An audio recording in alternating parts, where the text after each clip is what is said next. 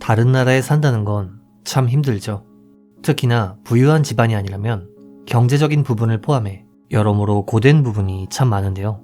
오늘 다룰 사건은 일본에서 공부하던 한 중국인 유학생의 이야기입니다. 이 남성의 이름은 임진화. 1983년 7월 중국 산둥성 진안시에서 태어난 그는 아버지가 지방공무원이라 경제적으로 불편함이 없는 중산층 가정에서 성장했습니다. 그는 어릴 적부터 머리가 좋았고 성적도 우수했던 덕에 아버지의 권유로 일본 유학을 결심하게 되었는데요. 고등학교를 졸업한 그는 2003년 10월 유학비자로 일본에 방문했고 어학원에서 1년 반 정도 기숙사 생활을 한 뒤 2005년 4월 컴퓨터 관련 기술을 배우다 미에대학에 진학, 지역 문화론을 전공했는데요. 당시 그는 학교 근처에 자취하며 1년에 34만엔, 약 350만원 정도의 등록금을 내야 했습니다. 사실 이 정도 등록금은 우리나라로 치면 비싼 편은 아니지만 2000년대 중반 중국 기준으로는 결코 싼 금액이 아니었죠. 게다가 집세나 세금 등 내야 할 돈이 많아 그는 늘 금전적 여유가 없었다고 하는데요. 결국 2008년에서 2010년까지의 기간 동안 그는 학비와 집세를 체납하기 일쑤였고 자연스레 성적 하락은 물론 수업을 빼먹는 일도 많았다고 합니다. 하지만 2011년 3월 그는 우여곡절 끝에 끝끝내 대학을 졸업했죠. 이후 임진화는 자동차 부품회사에 취업했고 근무 태도도 성실했으며 다른 사원들과 풋살을 즐기는 등 평범한 삶을 보내기 시작했습니다. 게다가 2012년에는 약혼녀와 결혼식을 준비하는 등 여기까지만 보면 평범하게 접할 수 있는 유학생의 삶인데요. 하지만 이랬던 그는 2012년 말 경찰에 체포됩니다. 그가 경찰에 체포된 이유는 몇 년 전인 2008년으로 거슬러 올라갑니다. 당시 대학교 3학년이었던 임진화는 경제난에 시달렸고 2008년 12월 31일 식료품을 훔치다 검거 경찰에 체포되었는데요. 다만 생활고에 시달리다 식료품을 훔치는 것엔 그나마 약간의 동정의 여지라도 있습니다만 2009년 2월 8일 그가 다시금 경찰에 검거되었을 때 그가 훔치려 했던 것은 코스튬 플레이용 여성용 세일러복이었다고 합니다. 이런 건 동정의 여지가 없네요. 아무튼 그에겐 20만엔, 우리 돈 약 200만원 정도의 벌금형이 선고되었고 만약 벌금을 납부하지 않을 경우엔 신변을 구속당해 노역장에서 노역으로 지불하게 된다 라는 이야기를 듣게 됩니다. 이 노역장이라는 것에 대해 설명드리면 쉽게 말해 벌금이나 과태료를 내지 못할 때 억지로 노동을 시켜 지불하게 하는 시설로 임진화의 경우엔 대략 40일 정도를 일해야 했는데요.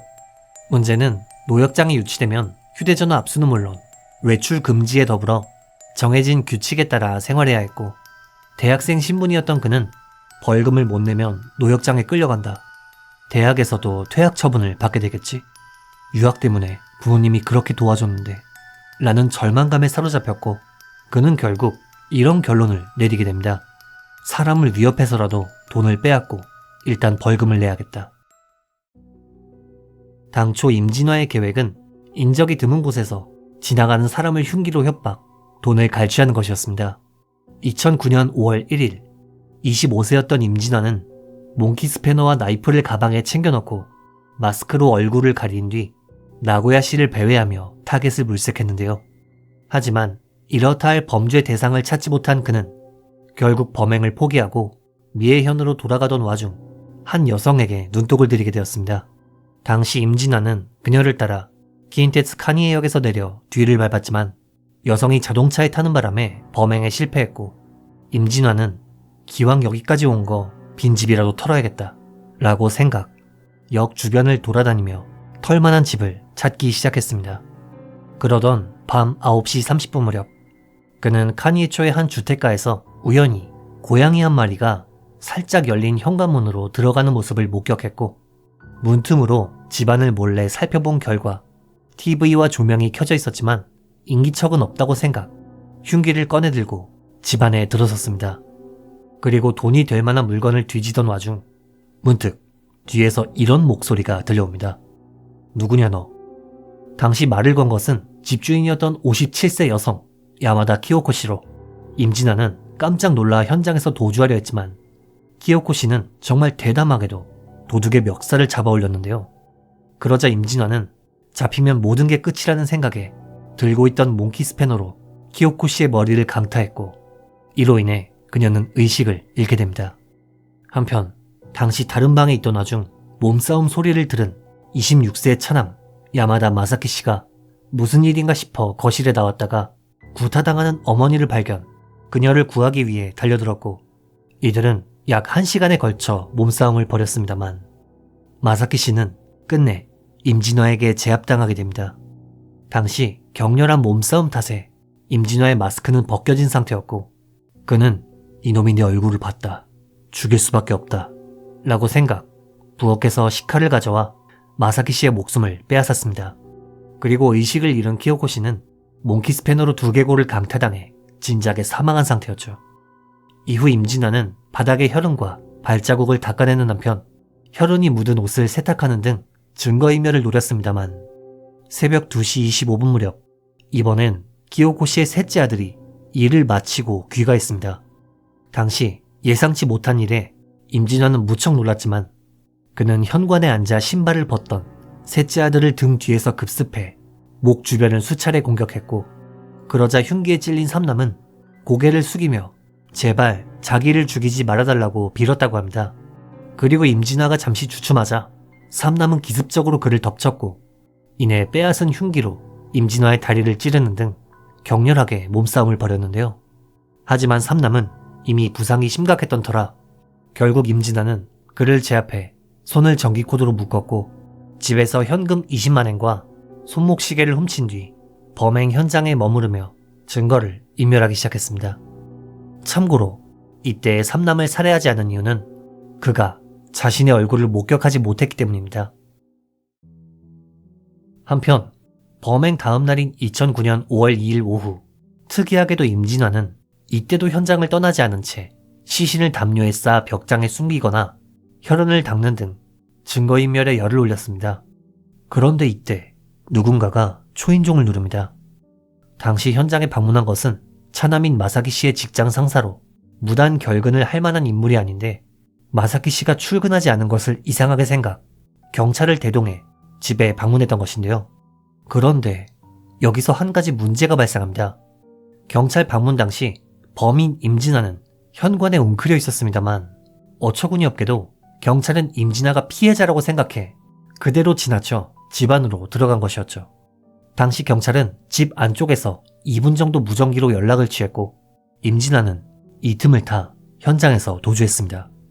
그리고 경찰이 도주한 사람이 피해자가 아니라 범인이었다는 것을 깨달았을 때는 이미 늦은 상황이었죠. 게다가 경찰의 초동수사 부족은 이뿐만이 아니었는데요. 최초 수사에서 경찰은 범인의 발자국이 없었다, 키요코 씨는 현장에 없었다, 실종되었다 라는 발표를 했습니다만 정작 현장에는 임진화가 미처 지우지 못한 발자국이 남아있었으며 키요코 씨의 시신은 담요에 쌓인 채 벽장 안에 놓여 있었죠. 즉 제대로 들여다보지도 않고 저런 발표를 했던 것입니다. 심지어 자신들의 실수로 범인이 도주했다는 사실마저도 대중의 비난을 두려워해 일주일 동안 숨겼다가 언론사의 특종으로 가까스로 사실이 밝혀지는 등 부실한 초동수사로 인해 비난을 피할 수 없는 지경에 이르렀습니다. 당시 수사 과정에서 범인의 지문은 발견할 수 없었지만 그나마 다행이었던 것은 혈흔이 묻은 옷, 흉기, 장갑, 마스크 등의 여러 유류품에서 범인의 DNA를 채취할 수 있었다는 점이었죠. 하지만 사건이 발생한 지 한 달이 지나도록 경찰은 범인에 대해 아무런 단서도 잡지 못했고 약 300건가량의 제보가 있었습니다만 어느 것 하나 도움이 되는 정보는 없었습니다.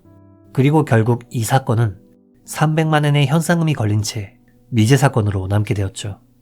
그리고 좀 별개의 이야기지만 임진화는 증거인멸 단계에서 자신이 침입한 계기가 되었던 고양이도 죽였다고 하네요.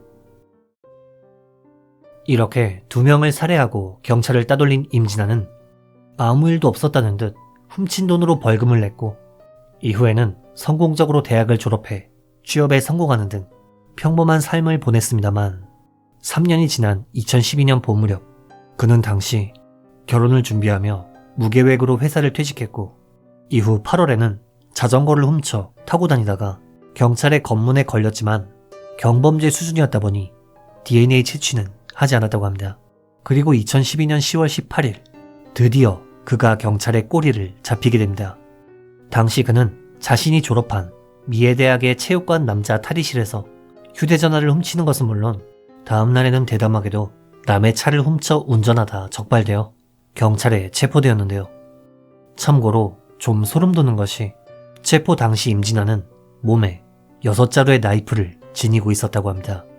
아무튼 조사 과정에서 경찰은 그에게 많은 경범죄 이력이 있다는 것을 파악, 만약을 대비해 DNA를 채취 분석했고 그 결과 임진화의 DNA가 약 3년 전에 발생한 살인사건 범인의 것과 일치한다는 사실을 알아내게 됩니다. 조사 과정에서 임진환은 벌금을 지불하기 위해 돈이 필요했다. 들키면 죽일 생각이었다. 흉기 외에도 장갑과 마스크를 준비해 현장에 침입했다. 라며 자신의 범행을 인정했기 때문에 그는 결국 강도살인, 강도살인 미수, 주거침입 등으로 재판대에 서게 되었죠. 변호 측은 정신적으로 문제가 있다. 책임 능력이 없는 상태다. 라며 정신감정을 의뢰했습니다. 하지만 정신감정 결과 그의 책임 능력에는 아무런 문제가 없다는 결과가 나왔죠. 당시 재판에는 생존자인 삼남은 물론 임진화의 아버지도 참석했는데요. 유일한 생존자인 삼남은 숨진 2명을 위해서라도 사형을 원합니다. 라며 호소했고 임진화의 아버지는 돈이 필요하지 않니? 라고 아들에게 자주 물어봤었다. 하지만 그럴 때마다 자기가 어떻게든 해보겠다고 했다. 아들을 믿었었는데 이렇게 된 것에 부모로서 책임을 느낀다. 라며 피해자 유족에게 대신 사과했다고 합니다.